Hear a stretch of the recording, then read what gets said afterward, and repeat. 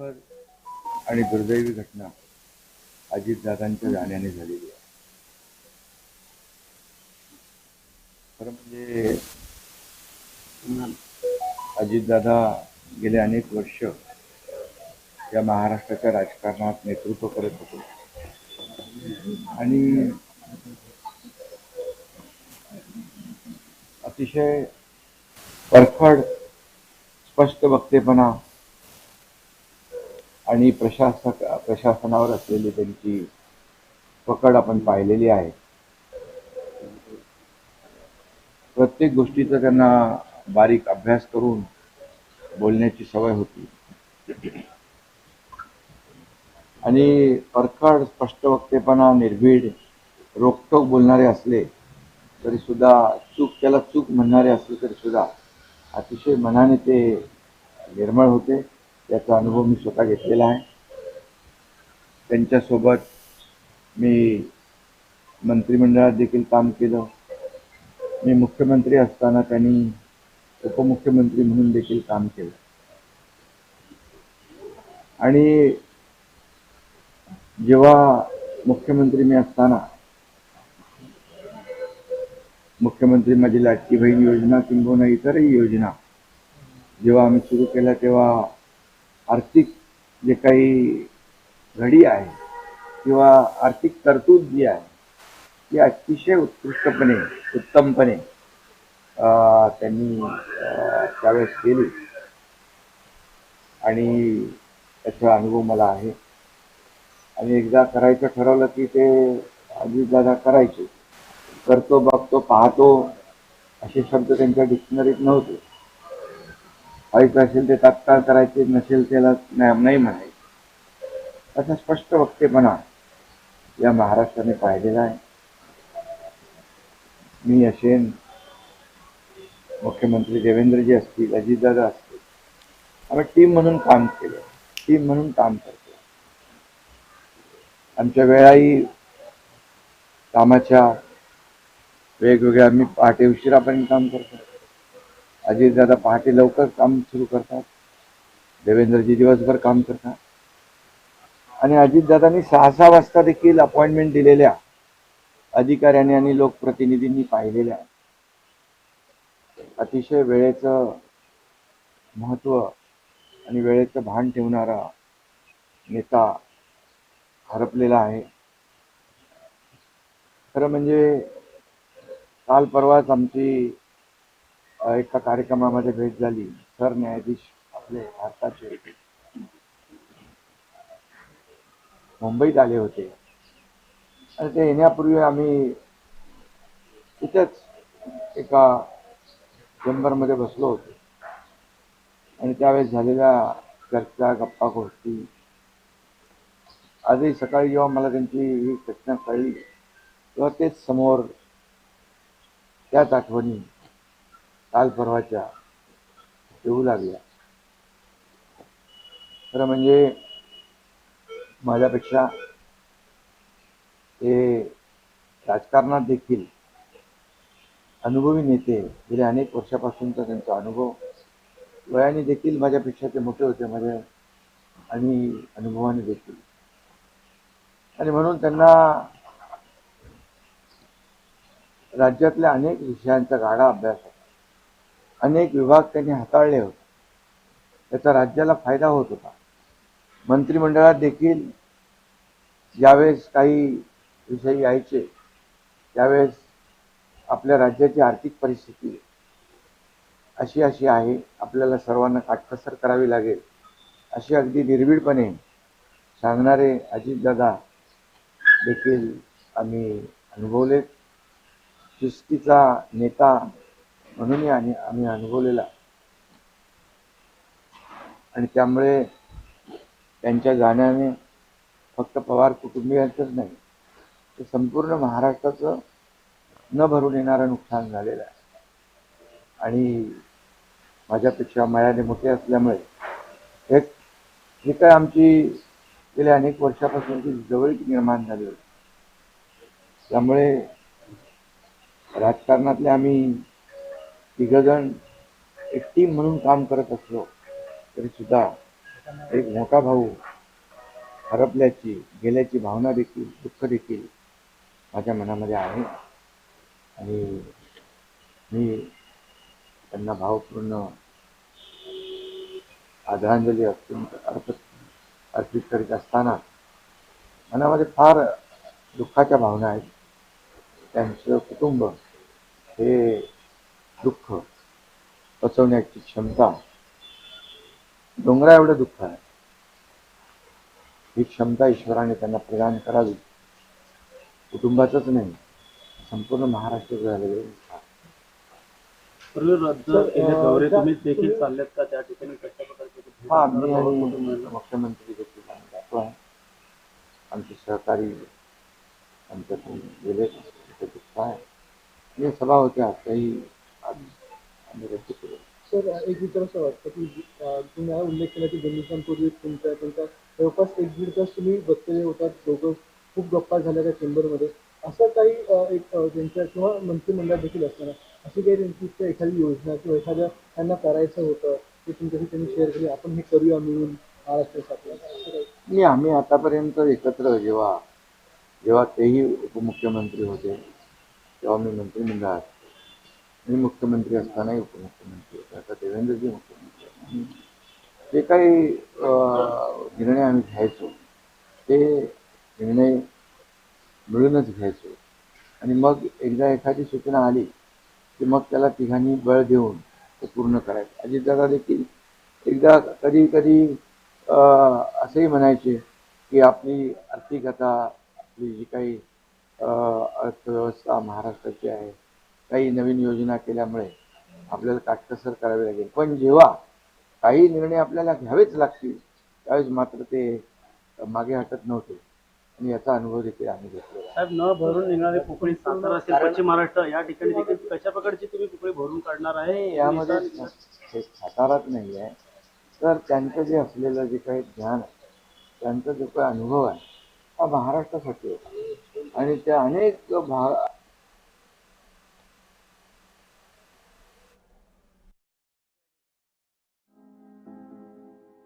फटका लावून जाणारं असं उपमुख्यमंत्री शिंदेंनी म्हटलंय. केलं तेव्हा आर्थिक जे काही घडी आहे किंवा आर्थिक तरतूद जी आहे ती अतिशय उत्तमपणे त्यांनी त्यावेळेस केली आणि त्याचा अनुभव मला आहे. आणि एकदा करायचं ठरवलं की ते अजितदादा करायचे. करतो, बघतो, पाहतो असे शब्द त्यांच्या डिक्शनरीत नव्हते. व्हायचं असेल ते तात्काळ करायचे, नसेल त्याला नाही म्हणायचे. असा स्पष्ट वक्तेपणा या महाराष्ट्राने पाहिलेला आहे. मी असेन, मुख्यमंत्री देवेंद्रजी असतील, अजितदादा असतील, आम्ही टीम म्हणून काम केलं, टीम म्हणून काम करतो. आमच्या वेळाही कामाच्या वेगवेगळ्या, आम्ही पहाटे उशिरापर्यंत काम करतो. अजितदादा पहाटे लवकर काम सुरू करतात, देवेंद्रजी दिवसभर काम करतात. आणि अजितदादांनी 6-6 वाजता देखील अपॉइंटमेंट दिलेल्या अधिकाऱ्यांनी आणि लोकप्रतिनिधींनी पाहिलेल्या आहेत. अतिशय वेळेचं महत्त्व आणि वेळेचं भान ठेवणारा नेता हरपलेला आहे. खरं म्हणजे काल परवाच आमची एका कार्यक्रमामध्ये भेट झाली. सरन्यायाधीश आपले भारताचे मुंबईत आले होते आणि ते येण्यापूर्वी आम्ही तिथंच एका चेंबरमध्ये बसलो होतो आणि त्यावेळेस झालेल्या चर्चा, गप्पा गोष्टी, आजही सकाळी जेव्हा मला त्यांची ही घटना कळली तेव्हा तेच समोर त्याच आठवणी काल परवाच्या येऊ लागल्या. खरं म्हणजे माझ्यापेक्षा ते राजकारणात देखील अनुभवी नेते, गेल्या अनेक वर्षापासूनचा त्यांचा अनुभव, वयाने देखील माझ्यापेक्षा ते मोठे होते माझ्या आणि अनुभवाने देखील. आणि म्हणून त्यांना राज्यातल्या अनेक विषयांचा गाढा अभ्यास होता. अनेक विभाग त्यांनी हाताळले होते. याचा राज्याला फायदा होत होता. मंत्रिमंडळात देखील ज्यावेळेस काही विषय यायचे त्यावेळेस आपल्या राज्याची आर्थिक परिस्थिती अशी आहे, आपल्याला सर्वांना काटकसर करावी लागेल अशी अगदी निर्भीडपणे सांगणारे अजितदादा देखील आम्ही अनुभवलेत. शिस्तीचा नेता म्हणूनही आम्ही अनुभवलेला आहे आणि त्यामुळे त्यांच्या जाण्याने फक्त पवार कुटुंबियांचंच नाही तर संपूर्ण महाराष्ट्राचं न भरून येणारं नुकसान झालेलं आहे. आणि माझ्यापेक्षा वयाने मोठे असल्यामुळे एक जी काय आमची गेल्या अनेक वर्षापासूनची जवळीक निर्माण झाली होती, त्यामुळे राजकारणातले आम्ही तिघजण एक टीम म्हणून काम करत असलो तरीसुद्धा एक मोठा भाऊ हरपल्याची गेल्याची भावना देखील, दुःख देखील माझ्या मनामध्ये आहे आणि मी त्यांना भावपूर्ण आदरांजली अर्पित करीत असतानाच मनामध्ये फार दुःखाच्या भावना आहेत. त्यांचं कुटुंब हे दुःख पचवण्याची क्षमता डोंगरा एवढं दुःख आहे. ही क्षमता ईश्वराने त्यांना प्रदान करावी. कुटुंबाचंच नाही तर संपूर्ण महाराष्ट्राचं झालेलं आहे नुकसान.